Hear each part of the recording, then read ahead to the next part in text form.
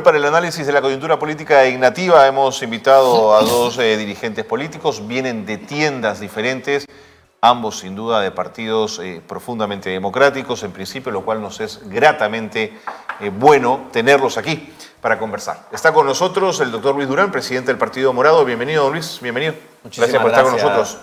Por la invitación, por supuesto. Y don Víctor Andrés García Belaúnde, excongresista de la República y dirigente de Acción Popular. Bienvenidos. Muchas gracias. Gracias por estar con nosotros. Compartir acá en la mesa con Lucho. Comienzo por el árbol y luego vamos al bosque. La presidenta de la República, en una conferencia de prensa dada ayer en una carretera en Piura, señaló respecto a los conflictos sociales y a la nueva gestación de algunos de estos, lanzó la pregunta: ¿quieren más muertos? Y yo quisiera preguntarles qué les revela una pregunta de ese tipo. Luis. Mira, a mí me revelan dos cosas. En primer lugar, me revela una falta de compasión. Compasión es padecer por el otro y un jefe de gobierno tiene que cuidar a todos sus ciudadanos. Entonces, que diga eso significa o un reto, un presidente no debe retar, o dos, significa una incapacidad de controlar el orden público. Y eso significa un fracaso institucional. Pero también hay otro elemento que a mí me parece revelador, ¿no? Cuando un presidente le dice eso a la sociedad, lo que le está diciendo es: aténganse a la violencia que yo voy a ejercer contra ti. Y la violencia del Estado nunca puede ser una violencia descontrolada, es una violencia para defender a los ciudadanos. Por lo tanto, me parece que en términos institucionales y políticos está fuera de lugar el comentario. Es un comentario desangelado. Y tercero, lo que prepara es una resistencia muy compleja desde el gobierno a la movilización, que puede haber o no, pero que está extralimitando y generando más, digámoslo así, le está poniendo más elementos para que el fuego crezca. Víctor Andrés. Bueno, efectivamente es un comentario desacertado, ¿no? Muy desacertado. Es un comentario impolítico, además, también, ¿no? Eso significa, primero, que lo hace en Piura, cuando hay en Piura muchas muertes ya. Más que las muertes de enero y de febrero. O de enero y de diciembre, quiero decir. Por el dengue, ¿no? Por el dengue. Por el dengue. Hay hoy día la noticia de que Piura es una ciudad o un departamento desolado, con muchas muertes y con ningún tipo de presencia del Estado, sanitaria del Estado. Hoy día es una noticia que da la vuelta al mundo. Hoy día hay un titular impresionante en un periódico de Madrid, el más antiguo de Madrid, el ABC, de que analizan los desastres del gobierno y... Pero un conservador, además, dicho sea de paso. Totalmente conservador. Totalmente conservador. Y analizan los desastres de la política sanitaria del Perú y la poca asistencia y presencia del Estado que tiene. Entonces, que haga esta declaración recibiendo un huésped extranjero, que aunque ya se va, sigue siendo huésped extranjero ilustre como un presidente de un país hermano, y lo haga en Piura, y además lo haga y lo diga sin haber dado una respuesta exacta de lo que ha pasado en diciembre y en enero. Hasta ahora no sabemos qué pasó con los muertos, ni cuántos son, ni cómo murieron. Y eso sí me preocupa mucho, porque es una manera de decir: oye, esto se puede repetir, y también se puede repetir la falta de respuesta del Estado. Y eso sí me preocupa muchísimo. De acuerdo. Y de ahí a los primeros 6 meses de gobierno, ¿qué sensación en general les deja, más allá de los conflictos sociales, el actuar del gobierno de Boluarte? Mira, a mí se dijo que el gobierno, no sé si te acuerdas, Víctor Andrés, se dijo que el gobierno tenía unos ministros de primer nivel que iban a sacar esto adelante. Yo no lo he visto así. Lo que he visto es una incapacidad para generar una respuesta al gran problema que tiene este país hoy día. ¿Cuál es ese problema? Además de la movilización, el problema económico. Yo no siento que haya una respuesta real. Fíjate el nivel... Los indicadores económicos son cada vez a la baja, ¿no? Muy pobres. Y además, fíjate la incapacidad para generar el gasto público, el nivel de gasto en distintos ministerios. Y lo que aducen es que todo es muy complicado para gastar. Y yo no lo veo así. Yo siento que hay una incapacidad técnica. Pienso además que hay una falta de claridad política de qué es lo que queremos hacer con el país. Y un tercer elemento, Víctor Andrés, me traía a colación lo que tú decías, ¿no? Yo creo que es un tiempo para reconciliar. ¿Qué significa esto? Reconciliar significa que todos tenemos que echar mano para juntos sacar este país adelante. Y yo no veo esa actitud en el gobierno. ¿Y por qué no la veo? Yo creo que porque su origen es un problema. Su origen es una respuesta política es un pacto con ciertos sectores del país que... Sin discusión de lo constitucional, que eso no, está claro. Estoy hablando en términos políticos. Por supuesto, ahorita. por supuesto, lo entiendo. Es una reconexión con ciertos sectores. Y yo me acuerdo que cuando la visité le pregunté, ¿usted sigue creyendo que su gobierno es de transición? Y su respuesta fue... Se desencajó y me dijo, no, yo soy un gobierno y tengo respuestas. Y yo le dije, ¿cuáles respuestas? Y a mí no me dio ninguna respuesta ni del panorama económico, ni del panorama social, ni de la agricultura, ni de la defensa de la vida en materia de salud. Lo del dengue es un problema. Entonces, en mi opinión, Víctor Andrés, hay un problema de actitud. Hay una falta de visión de hacia dónde llevar el país. Y luego hay un problema de técnica. Los técnicos no están dando la altura de los retos que necesitamos Víctor en este Andrés. momento. Los técnicos se contratan, como decía Bedoya, ¿no? No seas así, no seas así. Eso decía Bedoya, porque yo me remito a la fuente. Es cierto eso, muy bien Lucho lo ha dicho. Acá hay dos teorías en política, ¿no? O se informa del gobierno a los 100 días, que esa es una... Sí, una vieja tradición. Esa es ¿no? la vieja Casi. tradición que viene de la época de los 100 días del gobierno de Napoleón, cuando vuelve de la isla de Elba, ¿no? A esos 100 días es una característica para poder evaluar a un gobierno en los 6 días debido pues, a este hecho histórico del siglo XIX. Pero luego, al año. Pero eso a los 6 meses, eso no tiene un sentido, ¿no? No tiene un sentido, pero ella lo ha hecho a los 6 meses. Y entonces, efectivamente, es un gobierno de transición. Lo es una transición que va a durar más que la permanencia, es cierto, pero no es un tema de ella, ¿no? Sino es un tema de otras circunstancias. Pero lo cierto es que es de transición. Y tan es de transición, ella debería darse cuenta que es de transición. Interesante lo que dice Luis en la entrevista que tuvo con ella. Yo no la conozco, nunca les tiraron la mano. No sé si es alta o baja, Claro. delgada o opulenta. No tengo idea cómo es. Pero lo cierto es que si ella cree que no es transición, está mal. Por eso es que quiere viajar. Sí, pues. Por eso es que quiere viajar, por eso es que está presentando una ley absurda De gobierno remoto. de gobierno remoto. O sea, entonces con ese criterio los fiscales, los jueces, los vocales, los congresistas, los ministros, todo el mundo va a poder hacer lo mismo. Desde la China o desde Rusia o desde Estados Unidos puedan manejar su sector.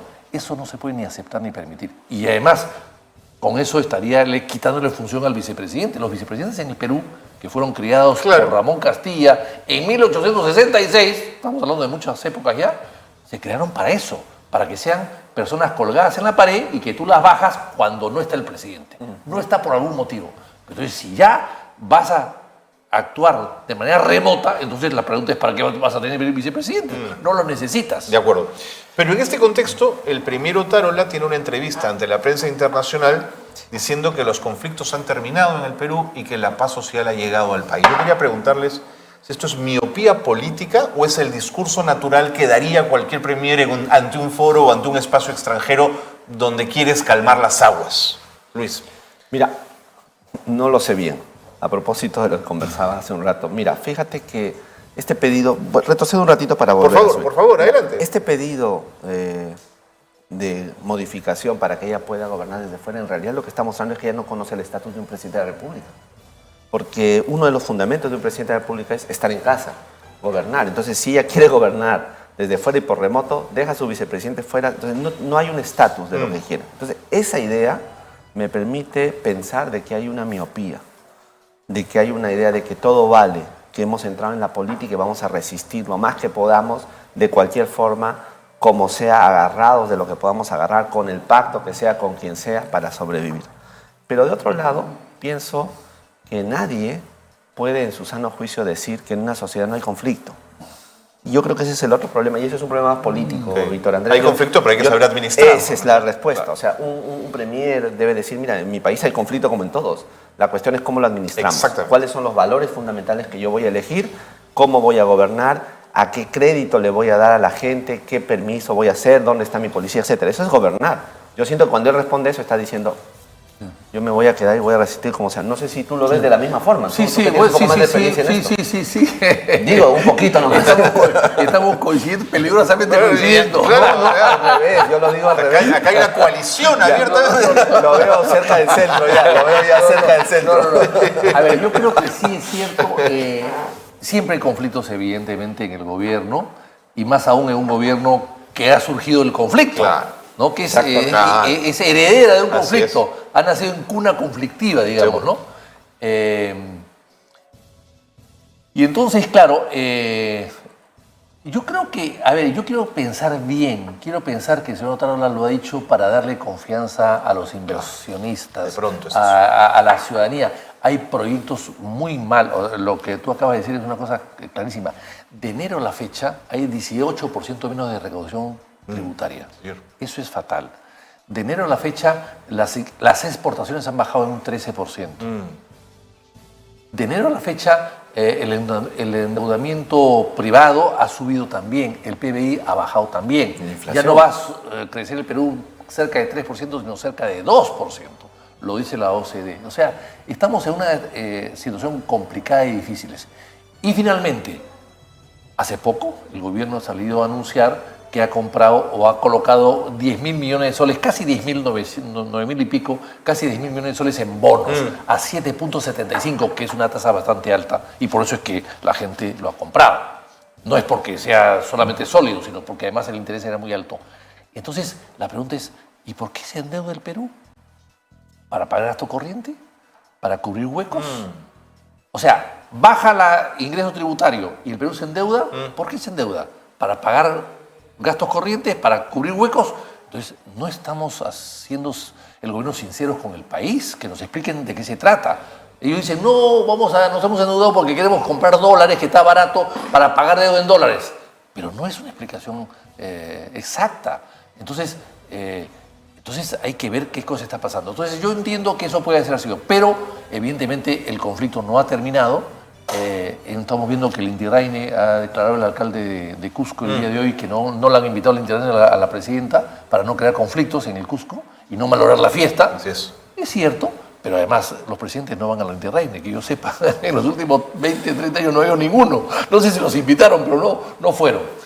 Entonces, pero de todas maneras es un mensaje. Es un gesto político. Es un por gesto supuesto, político que por dicen, supuesto. señores, no la traemos aquí porque puede. No solamente no la traemos porque no iba a ir, probablemente. queremos que venga. Sino que no queremos ni siquiera invitarla para no dar la sensación de que pueda venir y en todo caso, a propósito de que pueda venir. Anoche he estado en el Mali, ¿no? En el Museo de Arte, ¿no es cierto? Que es una gran ceremonia de la Municipalidad de Lima Ya. con la beneficencia. La señora Boluarte se le anunció que llegaba y 2 horas después dijeron que no llegaba. Ojo, que no importa que llegue o no llegue, el tema es que tú no puedes esperar 2 horas Claro. para esperarla a Para ella. anunciarlo, así es. Eso no se puede hacer. Así es. Eso me Porque por parece- temas de agenda la presidenta Además, puede tener mil cosas. Digamos. yo he hablado con varios diplomáticos porque conozco a algunos embajadores diplomáticos en el Perú, acreditados en el Perú, que dicen que siempre llega tarde a todas las ceremonias. O sea, eso le quita credibilidad al país y a ella misma y a su gobierno. Sin duda. No puede llegar una presidenta 2 o 3 horas tarde a las reuniones que tiene con cualquier persona. Con cualquier persona. Eso es esa poca cortesía, ¿no? De la falta de puntualidad le hace mucho daño a un gobierno De y a acuerdo. ella también. Yo tengo 2 apuntes. Rapidísimo, Lucho. Muy rápido. El primero es, él hablaba y bien del tema tributario. Mira la cantidad de beneficios tributarios que está organizando el Congreso para establecer como ley. El ministro de Economía ya se quejó. Nos bajaría el 50% de la recaudación si se aprueban todos esos beneficios que quieren hacer en el Congreso. Entonces, imagínate un gobierno que no puede controlar internamente, pero además que no puede controlar al Congreso, no le da razones para evitar que haya ese sangrado económico. Y el otro apunte que quería hacer es el siguiente. Mira, yo como veo este asunto del ministro Otárola, cuando tú tienes un inversionista afuera y vas a traer una gran obra, unas grandes obras, tú no le puedes mentir, porque ellos tienen cantidad de información del sí, país. Y contratan y pagan a Así es, informar. por lo tanto, por supuesto. decirle a los inversionistas afuera o al público, decir, mire, el país está calmado, pues, lo único que hace es eso que tú dices, le resta seriedad. La gente se ríe afuera y dice, bueno, ¿de qué estamos hablando? El país está cayendo, más de 60 muertos, problemas con el dengue, etcétera, y usted me dice que el país está pacificado y todo está bien. Entonces, esa falta de credibilidad es un problema político, Víctor Andrés. Por acuerdo, querer de quedar acuerdo. bien, se equivocan y mandan el mensaje Así equivocado. es, así es. Justamente lo contrario hace, ¿no? Víctor Andrés, Keiko Fujimori ha vuelto a las primeras planas luego de algunos meses, ha estado ausente. ¿Ha vuelto? Sí, ha hecho una conferencia de prensa luego de meses de silencio por temas personales y ha exigido cambios profundos al gabinete de la presidenta Boluarte. ¿Qué significa esto? Es una suerte... Que no hay oposición. Entonces ella tiene que salir. No hay oposición. Pero el tono de exigir, ¿no? Es de la hija del dictador, ¿te gusta, no te gusta? Pero no, bueno, es una política. Yo recuerdo que una vez me encontré con Alan García el año 84, por ahí, en los pasillos del Congreso, y le dije, oye, has ido a ver al presidente Belaúnde, te ha recibido, y has salido a declarar de que has ido a exigirle esto, cuando yo hablo con el presidente Belaúnde me ha dicho que no sabe para qué tú has ido a buscarlo a Palacio de Gobierno porque te has pasado hablando de ahí a la torre. ¿Tú no sabes? ¿Qué exiges? El presidente Belaúnde me dice que no sabe para qué tú has ido, que has ido a hablar, a contarle cuentos ahí a la torre, chismes de la torre. Y resulta que sales afuera desamparados, en la puerta de desamparados del Palacio y empieza a decir que ha venido a exigirle que baje la gasolina, que detenga el dólar. Eso no lo has dicho adentro. Eso es una pantomima. Así, entonces, ¿esto lo es? Entonces yo le dije, García, le dije, ¿y por qué has hecho esto? Claro. Muy sencillo, me dijo, yo tengo que ser cabeza de oposición. Cabeza de oposición. Bueno, entonces yo creo que parte lo que está pasando ahora, no hay oposición y la señora Keiko sale porque quiere ser cabeza de oposición. Pero su bancada el en el Perú Congreso necesita dice otra oposición. cosa, El Perú Víctor, necesita oposición. ¿Quiénes son opositores en el Perú hoy día? El Congreso no hay oposición. No hay oposición. No hay oposición. No hay En los partidos están o ni deshechos. la izquierda, que podría ni ser la izquierda. Es impresionante, sí. De izquierda hay oposición. Porque decir Dina asesina en Puno no es necesariamente una oposición. Entonces, estamos huérfanos de oposición. O sea, el gobierno está solo y además solo y a la deriva. De acuerdo. Entonces, bueno. ¿Tú piensas lo mismo, Luis? No, yo casi estaba molestándome ya con... pero cuando él aclaró y dijo, no hay oposición en el Congreso, yo ahí suspiré un poco. Claro. Porque yo creo que sí hay oposición en las calles, Víctor Andrés. Y Otro tipo de oposición, digamos, ¿no? Claro, pero es una oposición ciudadana y es una oposición donde hay partidos y organizaciones de la sociedad civil, hay personas de tu propio partido participando. ¿Qué es lo que se está haciendo? Yo cuando salgo a la calle a recoger firmas, cuando salen los militantes del partido y otra gente, está clarísimo que hay una oposición a este gobierno. Lo que no hay es instrumentos constitucionales razonables para que esa oposición pueda intervenir. Y eso es peligroso. ¿Y sabes por qué es peligroso? Porque lo que estás haciendo es deconstruyendo la relación natural que hay entre el Congreso y el ciudadano. Esa ya no existe. Por lo tanto, yo sí creo que hay oposición, es muy fuerte, solo que la salida es la calle. ¿Qué más le queda a la gente? Conversar en la calle, salir. Si el Congreso está absolutamente cerrado y en cosas absolutamente raras. Entonces, esa sería mi... Ahora, yo quiero añadir algo más a lo que ha dicho él, ¿no? No hay oposición conocida o notoria. Hay subterránea. Okay. No dudo que haya subterránea. Ahora estamos pero bajo el punto de vista de fuera, no hay oposición. ¿Quién la lideraría, no? Claro, ¿quién la lidera? Entonces, sí, hay NNs. Bueno, pues, pero ¿quién la lidera? O sea, no hay oposición en el Congreso, no hay oposición en la prensa tampoco, salvo uno que otro, pero no hay casi oposición.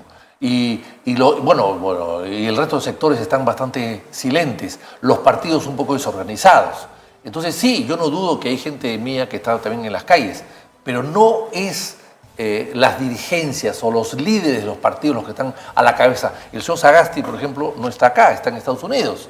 El señor Toledo está preso, el señor Humala está con problemas. O sea, no hay oposición, a eso quiero decirme, notoria, ¿no? O organizada. De acuerdo. Ahora, y entonces la pregunta, Víctor Andrés, ya pensando en términos de ciencia política, es lo que empieza a haber es una oposición institucionalizada. Cuando ya no tienes referentes personas, lo que tienes es organizaciones detrás y encuentras que esto es más serio. Mira, yo he estado entre noviembre y enero conversando con más de 70 líderes políticos de todas las bancadas, incluso del fujimorismo. Gente con la que yo me he reunido para ver qué hacemos. Y mi constante de Víctor Andrés es la siguiente. Hay gente buena en todas partes que quiere que esto cambie y lo que necesita es construir un acuerdo institucional. O sea, no queremos, yo por lo menos no, mi partido no quiere eso, más personalidades que dirijan cosas porque los 40 años últimos nos han hecho fracasar. Lo que necesitamos es un acuerdo institucional de organizaciones políticas y de organizaciones de la sociedad civil para dar una viada institucional a esto. Una especie ¿Hablamos de un punto frente fijo. político? Sí, que derive en Uruguay, digamos. y que acabe en un acuerdo de punto fijo institucional, porque el destrozo de las instituciones durante los últimos años ha sido de tal forma que reconstruir este país va a significar un esfuerzo no solo de uno, de algunos, sino de la colectividad. Entonces, ¿Te creo que hay gusta que ir esa idea, hacia- Víctor Andrés? Sí, La de un frente político. sí, lo que pasa es que es complicado. O sea, estamos viendo en el mundo una serie de líderes que tienen más de 70, 80 años. Líderes, ahí está. En Estados Unidos la gran pugna es entre Biden de 81 y Trump de 77. Bueno, pues, o sea, acaba de morir Berlusconi de 86 y Italia se viene abajo. ¿Qué estás reclamando? ¿Nuevas ideas? No, nuevos líderes. Nuevos líderes. Está bien. O sea, el hecho de que haya tantos líderes octogenarios Claro. en el mundo, no en el Perú solamente, no en el Perú, bueno, está Hernando de Soto, en fin, pero a tantos, y bueno, un poco Sagasti. No seas así, no seas así, no seas así. No, Si no te vamos a preguntar tu edad, te vamos a preguntar tu edad, Eso lo hablamos después. Pero en fin, en todo caso, Qué mal estás hoy. lo que quiero decir es que no hay renovación en la política. En general, no solo en el Perú, en general. Y eso es lo que hay que trabajar para eso. De acuerdo. Eso sí estoy absolutamente de acuerdo. Hay que renovar institucionalmente y hay que darle las puertas abiertas a los jóvenes. De acuerdo. Tengo una experiencia que quiero poner sobre la mesa y trasladársela a la vida institucional de los partidos políticos. He visto en otros países como cuando hay un problema serio en el país y el gobierno no tiene respuestas, los partidos presentan un informe o presentan su plan de lo que podría ser de alguna manera la forma de abordar esos problemas. Además, se hace una gran conferencia de prensa y se dice, ponemos a disposición del gobierno, que incluso es parte del juego político, por supuesto. Dentro de sus organizaciones políticas hoy, ¿se habla de dengue o el sistema de partidos y los partidos están tan fragmentados y complejizados que no hay tiempo para conversar de nada, Víctor Andrés? Parte de eso, ¿no? No, yo creo que están tan fraccionados, tan atomizados, que están en el día a día, ¿no? En el día a día y en la cosa menuda y pequeña y doméstica, Pues, ¿no? No hay una visión general de las cosas, ¿no? Por ejemplo, Puno, la gente debe estar preocupada en lo que pasa en Puno, pero sin embargo, en Lima no veo que nadie esté preocupado por lo que pasa en Puno, sino más bien creen lo que ha dicho Otaola, que todo está tranquilo y calmado. Eso es parte del sesgo que existe en la sociedad peruana y en la clase política y dirigencial también, en el sentido de que solamente ubicar a los problemas del Perú a los temas básicamente domésticos, ¿no? sí, pues. Ustedes en el morado, ¿cómo Mira, van con esto? yo comparto la primera parte de lo que dice. El país está muy atomizado, Sí. la gente está muy deconstruida. Sí, ¿no? y siento que los partidos sin capacidad de respuesta. Sí, pero nosotros tenemos una vieja costumbre, que es que nosotros tenemos nuestros equipos de planes de trabajo sectorialmente trabajando y analizando las cosas. Sobre el dengue, lo hemos asociado como tema, como problema, con el tema de del fenómeno del niño. ¿Por qué? ¿Por qué tiene que ver eso? Porque lo que hay es una extraordinariedad en el tratamiento de los fenómenos naturales en el Perú. Todos conocemos el fenómeno del niño. Todos sabemos que va a venir, eso ya está estudiado. Y sin embargo, cada vez que hay un pico del fenómeno, se habla de algo extraordinario. ¿Y por qué se habla? Lo hemos pensado. Por dos razones, creo yo. Primero, porque eso le da oportunidad a los políticos de gastar plata. Cuando se vuelve algo extraordinario, como no previeron, gastan y sueltan el dinero. Y lo segundo, no hay previsibilidad institucional. Por lo tanto, en mi partido estamos intentando construir nódulos formativos institucionales que respondan a los problemas. Y lo hacemos. Por ejemplo, en materia económica, no sé si tú habrás visto o nos habrás seguido, le hemos pedido a Luis Alberto Arias que le plantee al gobierno toda la agenda económica y los problemas que hay, y lo está haciendo. De ¿no? acuerdo. Pero eso es muy valioso y eso hay que continuarlo. Me dan el tiempo, Yo tengo quiero que añadir cerrar. algo más a Víctor. lo que ha dicho. El tema de salud es muy grave. Sí. Y hemos visto un comunicado de Terrible. del sindicato de salud quejándose. no, sí, pero claro. el sindicato maneja el director y tiene dos directores allí hace 30 años clavados. Y el sindicato tiene una cuota de empleados para poder nombrar constantemente el sindicato de salud. O sea, Que podría pelear más de adentro. De acuerdo. o sea, hay que hacer aprovechar para hacer una reforma. Hagamos algo, sigamos discutiendo en una próxima oportunidad. Buenísimo. Gracias por el talante y por la Muchas oportunidad gracias. de venir a Muchas conversar en gracias. Nativa. Muchas Yo gracias. lo veo acercándose mucho. Algo Vamos puede a haber ver. nacido hoy, ¿no es cierto? Vamos a ver. El Perú siempre nos acerca. Vamos a ver, El Perú vamos a ver. siempre nos El acerca. Perú nos acerca.